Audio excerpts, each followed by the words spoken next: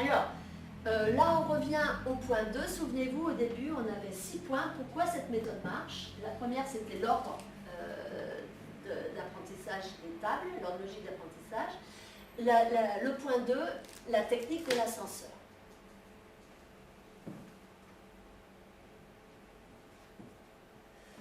Voilà. Alors, la technique de l'ascenseur, on va l'apprendre avec la table de 2, parce que bon an, mal an, on va dire pour l'ensemble des enfants qui n'ont pas de difficultés particulières, vu qu'ils la connaissent, ils n'ont pas focalisé sur la méthode. Ça va permettre d'apprendre grâce à cette méthode. Ils n'ont pas un gros effort à faire sur la mémoire. Ça va leur permettre d'intégrer comment ça fonctionne, comment on joue. Donc, on va poser les cartes. Alors là, c'est pareil.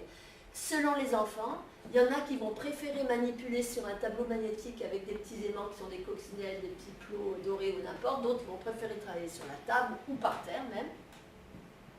Donc, l'adulte va poser, l'enfant va poser les cartes questions et l'adulte va poser les cartes réponses. Mais voilà, j'ai découpé les étiquettes. La table de 2, elle est rouge, donc j'ai mis des étiquettes rouges. Et voilà, on a le plaisir de poser les étiquettes, il y en a une qui tombe et tout, ça fait partie du plaisir.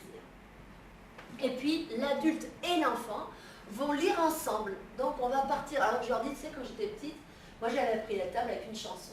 Donc, vous l'avez tous appris comme ça. 0 fois 2, 0.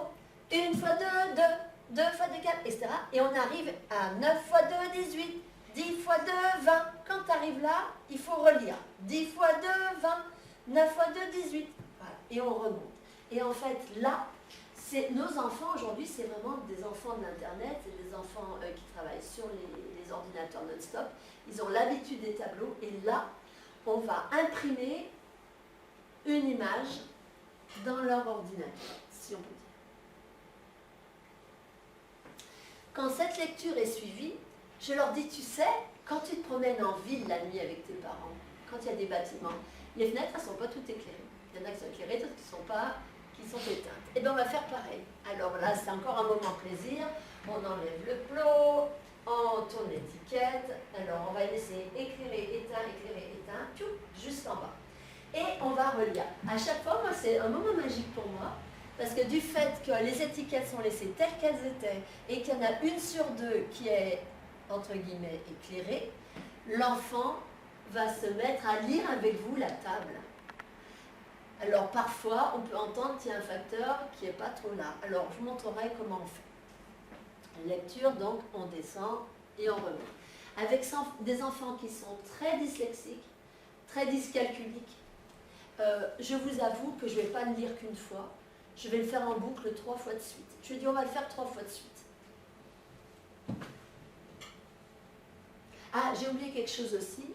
Pour l'aspect kinesthésique, parfois, j'ai un grand maître d'école jaune, donc à l'école, vous en avez encore, j'imagine. Alors, je donne la règle à l'un d'eux, et hop, il pointe comme ça. Et quand on est à la maison, le fait de pointer, ça reste présent, au niveau de la tension, etc., c'est très aidant. Et là encore, c'est un renforcement, un ancrage kinesthésique. Alors, je dis, oh, on les a bien fait travailler, ces facteurs, ils vont aller se coucher. Donc, on va éteindre les pièces qui étaient éclairées et on va éclairer celles qui étaient éteintes. On va faire travailler ceux qui s'étaient reposés tout à l'heure. Et voilà, deuxième ordre.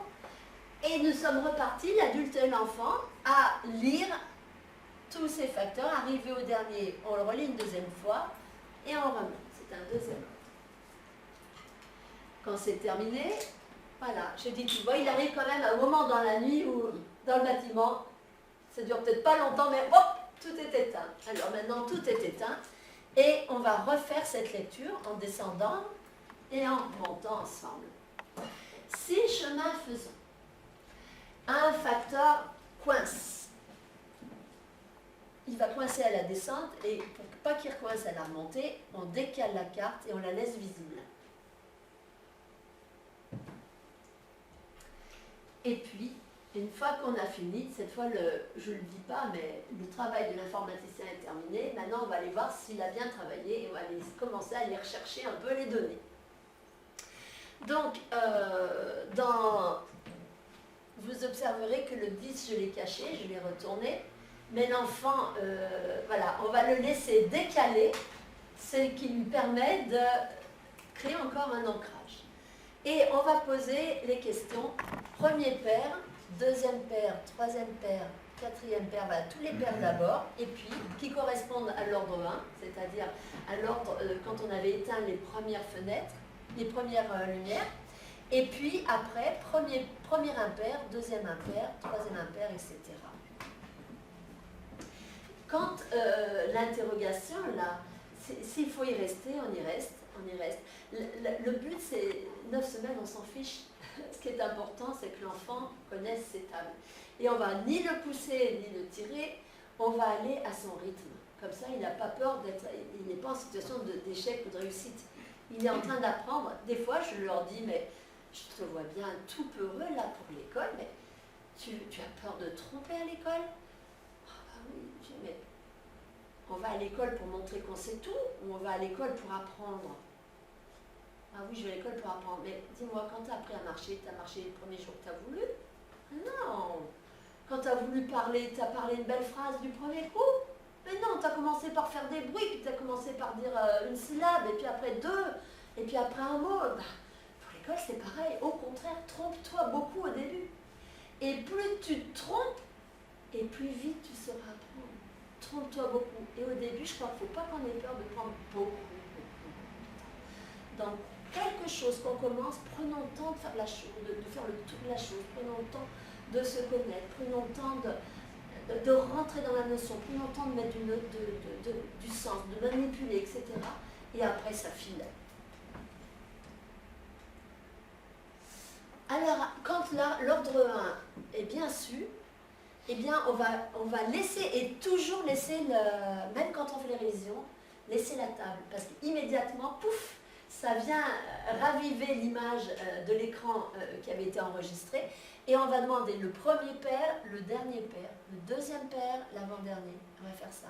Quand c'est fini avec les paires, on passe aux impairs. Le premier impair, le dernier. Il n'y a pas besoin de se tracasser parce que l'ordre 3, si vous regardez le livre, tout est écrit, il n'y a plus qu'à suivre l'ordre du livre, il n'y a plus qu'à poser des questions, il n'y a vraiment rien. Même pour l'enseignant, tout est écrit et sans effort.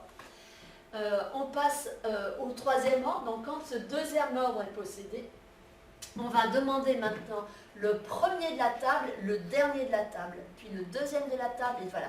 Et vous voyez le fait de contraindre le cerveau à passer par ces espèces de petits tiroirs finalement, où l'information est rangée, cette organisation spatiale aide terriblement pour faire ressortir l'information.